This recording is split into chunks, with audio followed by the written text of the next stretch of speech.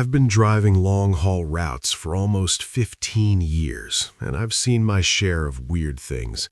Abandoned cars on empty highways, strange lights in the distance, people who shouldn't be walking alone at 3 a.m.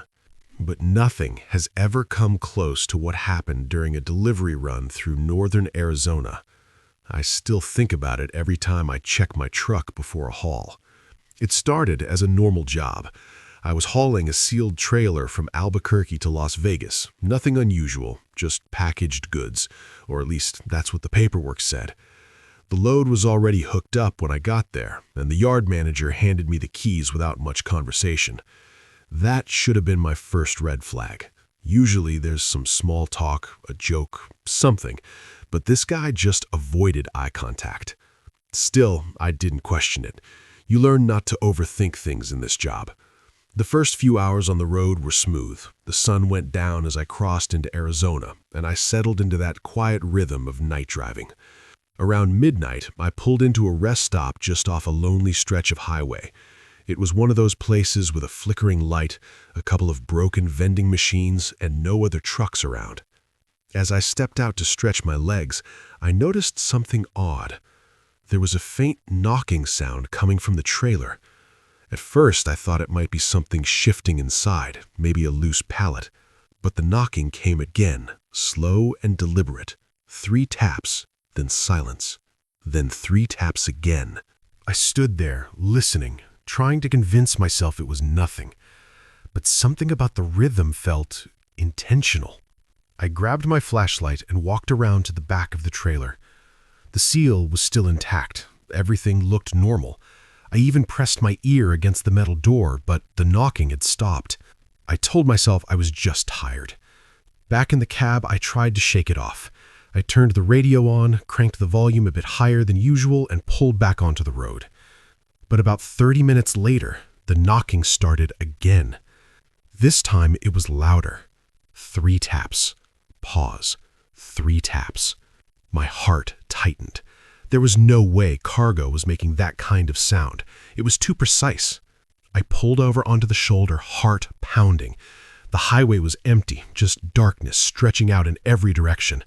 I stepped out again, the cold night air hitting me hard, and walked back to the trailer. "Hello?" I called out, feeling stupid the moment the word left my mouth. No response. But then, a single sharp bang from inside. I jumped back, nearly dropping my flashlight. That's when I noticed something I hadn't seen before. Near the underside of the trailer, just behind the rear axle, there was a small metal panel. It blended in with the rest of the trailer, but up close you could see it had a seam around it. A compartment. My pulse started racing. I'd driven plenty of trailers, and I'd never seen anything like that. Not on a standard freight run. The knocking came again. This time from right behind that panel. 3 taps. I hesitated. Every instinct told me to get back in the cab and drive. But another part of me, the part that needed answers, made me crouch down and run my fingers along the edge of the panel. There was a latch. I don't know why I'd opened it. I really don't. The moment I pulled it loose, the panel creaked open just enough for a rush of cold, stale air to hit my face. The smell was awful, like sweat, metal, and something else I couldn't place. I shined my flashlight inside. At first, I didn't understand what I was looking at. It was a narrow, cramped space, barely big enough for a person to curl up in. And then the light caught something that made my blood run cold. Eyes. She was a man inside. His face was gaunt, his skin pale and slick with sweat. His lips moved, but no sound came out. He raised a trembling hand and tapped weakly against the metal wall. 3 taps. I stumbled back, nearly falling over. "What the hell?" I whispered. The man's eyes locked onto mine, desperate and terrified. He tried to speak again, but all that came out was a dry, broken rasp. I didn't think. I just acted. I slammed the panel shut, ran back to the cab, and grabbed my phone. My hands were shaking so badly I could barely dial. I called 911 and tried to explain what was happening, but it sounded insane even as I said it. They told me to stay where I was. Officers were on the way. Those 15 minutes felt like hours.